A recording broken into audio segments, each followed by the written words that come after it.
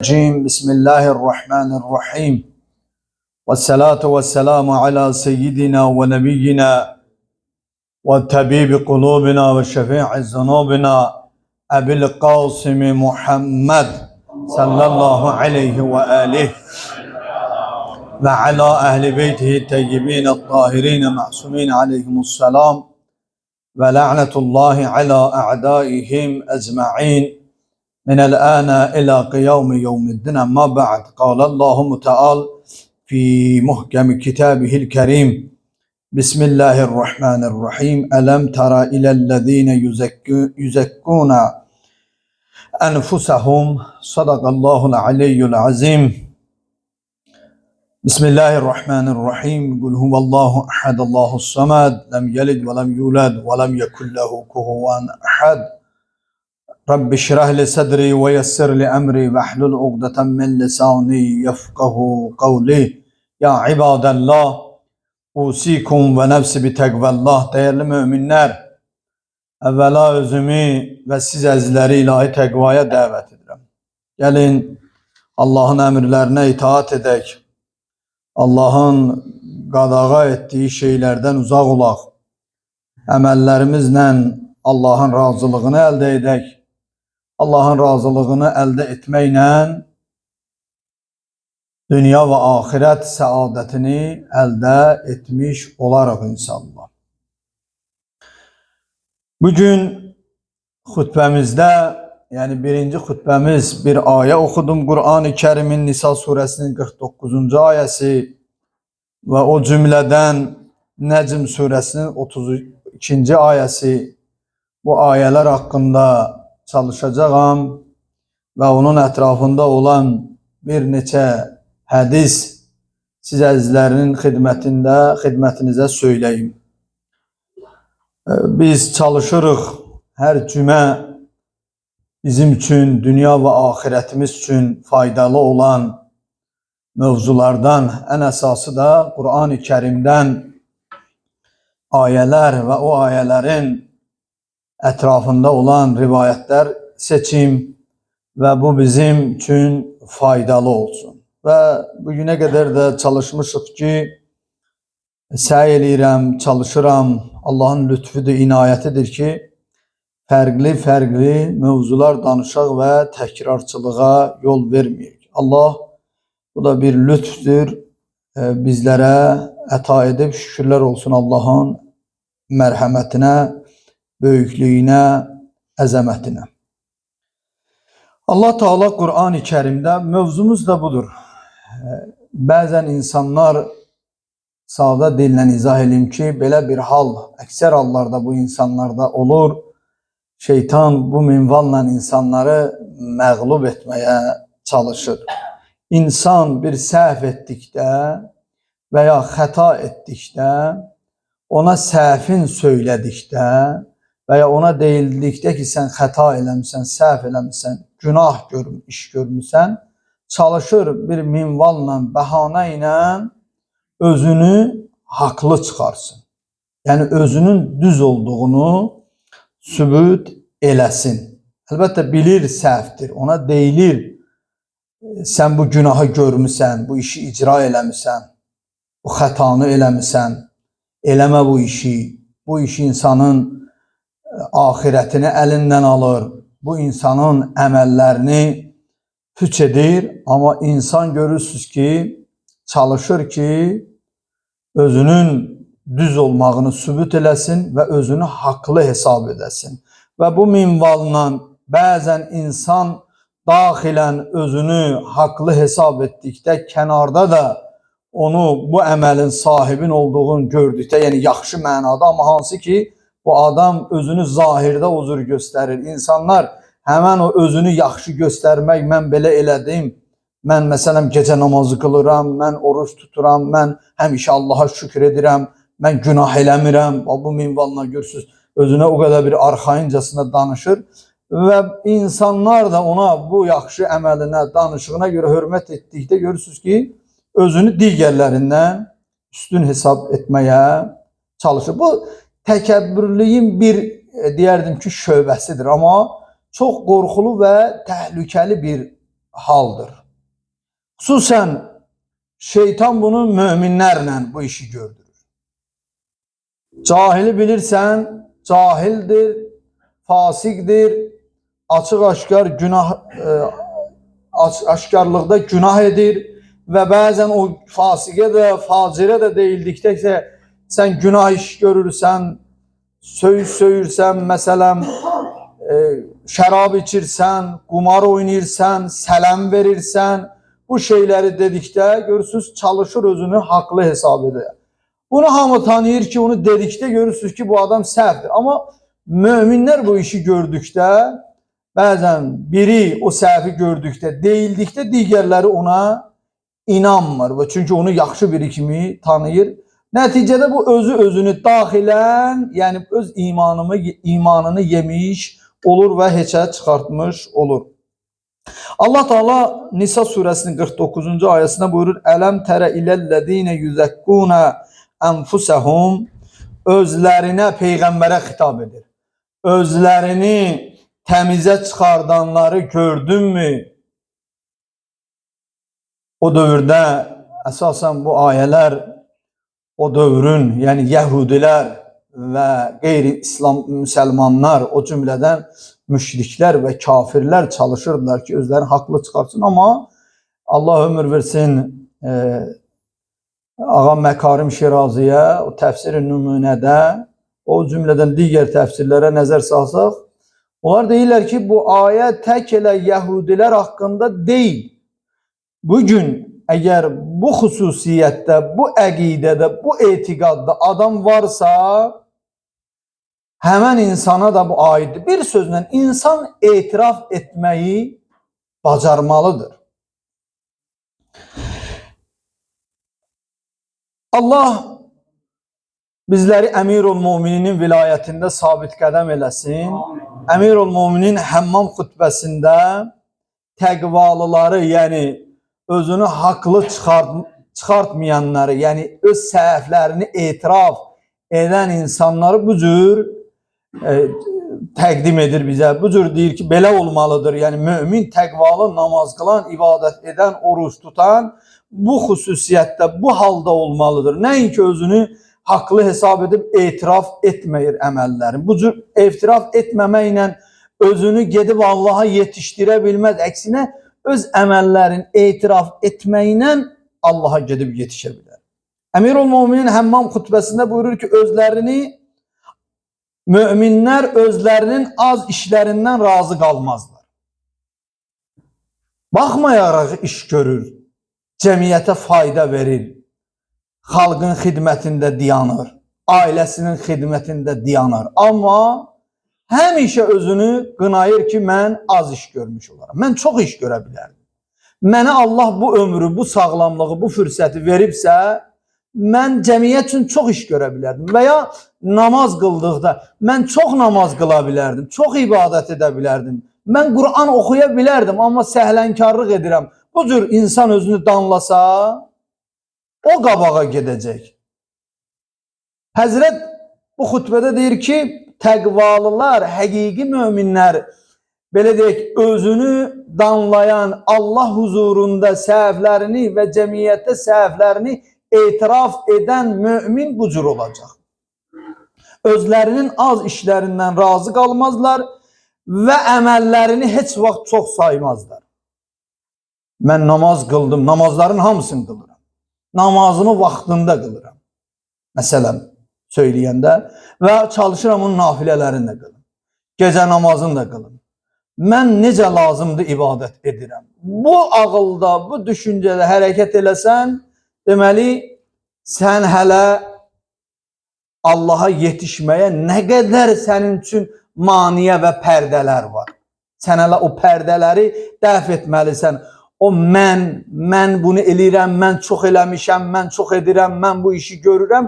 Onlar hamısı o mənlər bir pərdədir Allaha yetişmək üçün. Sən gərək hamısını onu yırtasan, kənara çəkəsən, gedib Allahın huzuruna yetişə biləsən. Özlərini həmişə günahlandırarlar. Həmişə özünü günahlandırar. Mən bu işdə səhv elədim. Mən gərək keçən ay və ya ibadətlərimdə daha diqqətli olaydım.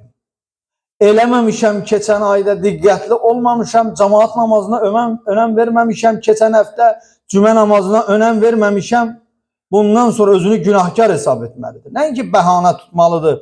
Elə qoy günümüzün bəlası bu cümə namazı, cümə günləridir insanların gəlməməyi, ondan başlayır. Bəhanə tutasan ki, işim var idi. Keçən cümə getmişdim də, nə bilim, izləyirəm də sosial şəbəkədə xütbəni, bu bəhanələrlə ruhaniləri, canlı xütbə edənləri, nə bilim, müxtəlif bəhanələr gətirərək cüməyə gəlməmək üçün özünü haqlı hesab edir. Məscidə, tək bu məsciddən söhbət getmir, ümumilikdə məscidlərdən söhbət gedir. Amma mömin gərək özünü danlıya, özünü həmişə günahkar hesab edə ki, niyə mən cüməyə getmədim? Və ya hansı naqis əməl gördüm ki, mən bu cümə məscidə gedə bilmədim və ya mən bugün cemaat namazına qoşula bilmədim və ya bu yaxşılığı edə bilmədim. Bir fəqirə xidmət, bir kasıba xidmət edə bilmədim. Ata-anama xidmət edə bilmədim. Bugün nə oldu mən ata-anamın başına qışqırdım? Hansı günahı eləmişdim ki, şeytan məni Allahdan uzaqlaşdırıb bu işi görməyə vadar edir? İnsan gərək Əmirul Müminin Həmmam xutbəsində deyir, daima özünü günahlandıran. Nəinki özünü üstün saya digərlərindən. O bir dövrdə bir abid var idi, çox ibadət edirdi. Həmişə namaz qılanda, məscidə gələndə deyir, əlhəmdülillah, şükür Allaha, bu ifadələrdən işlədirdi ki, mən namazlarımı vaxtımda qılıram, mən müstəhəbbi əməlləri də hətta icra edirəm. Başlayırdı bu cür minvalla öz əməllərin böyük görməyə. Cemaat da bunun bu xüsusiyyətini eşidəndə, görəndə ona ehtiram edir. Bir gün məscidə gedəndə bir kasıb ondan kömək istədi. Yəni öz imdad əlini ona uzatdı. Dedi, mənim dərdim bundan ibarətdir, mənim çətinliyim bundan ibarətdir. Bu şəxs dedi ki, mən sənin tayın deyiləm. Mən ibadət əhliyəm, namaz qılıram, oruç tuturam, gündəlik məscidə gedirəm.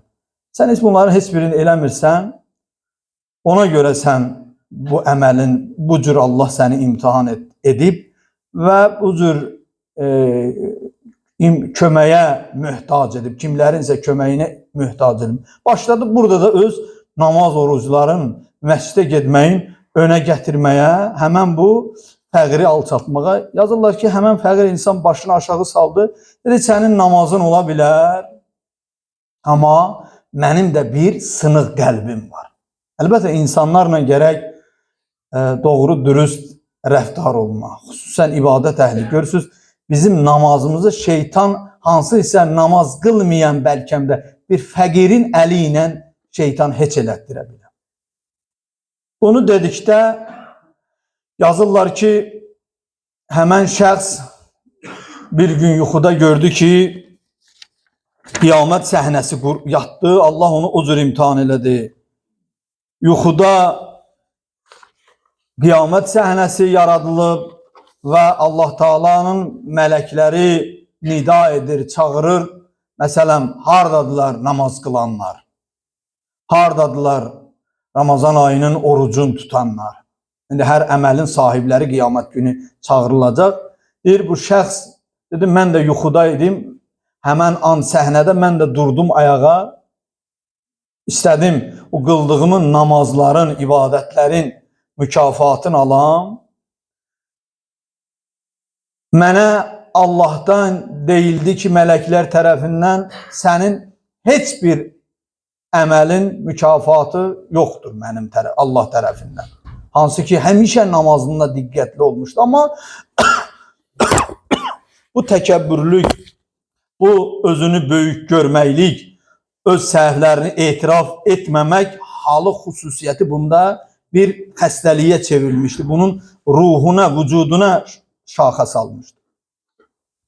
Dedi, pərişan oldum, dedim, ey mənim aləmlərim Rəbbi olan Allahım.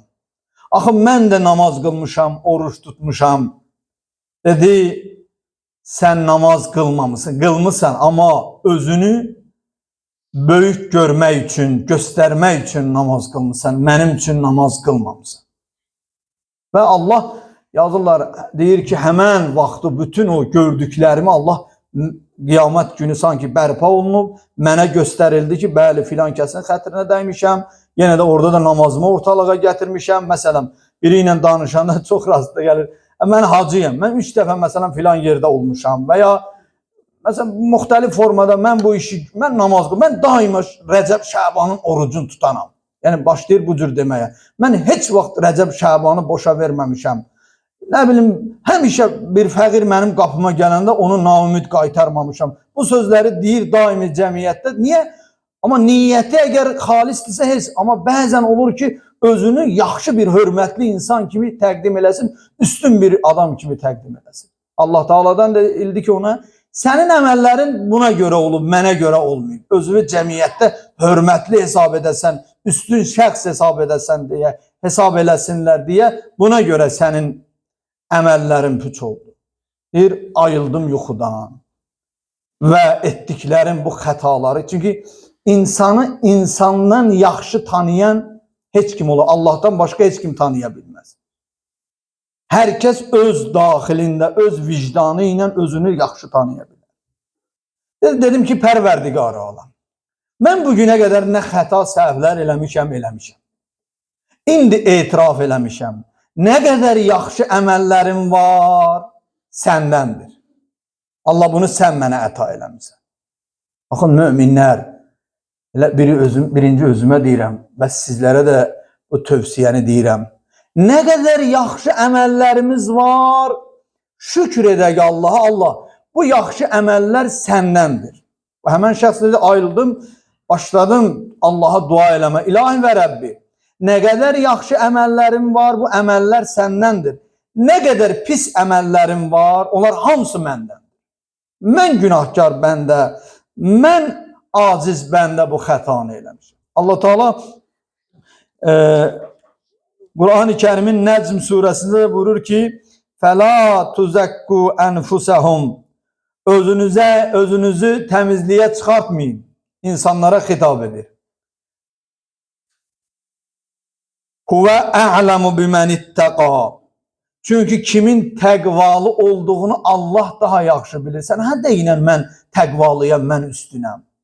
Allah bəndələrinə deyir ki, özünüzü üstün təmizə çıxardıb üstün hesab eləməyin. Mən bilirəm təqvalı kimdir, ən üstün kimdir. Sən hə deyinən, cəmaat səni hə tanısın təqvalı kimi. Mən səni tanıyıram.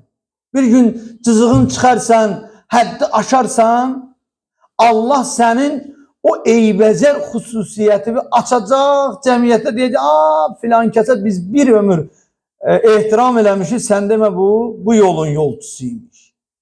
Allah bir gün, əlbəttə səttarul uyubdur, eyibləri örtəndir. Amma həyasız insanı dəfələrlə ona güzəşt gedəndə gördü ki, bu bəndə artıq həyasızlıq edir, həddi aşır, mütləq şəkildə onun eyib və nöqsanını bir dəfədə olsa açacaq, onu cəmiyyətdə xar və zəlil edəcək.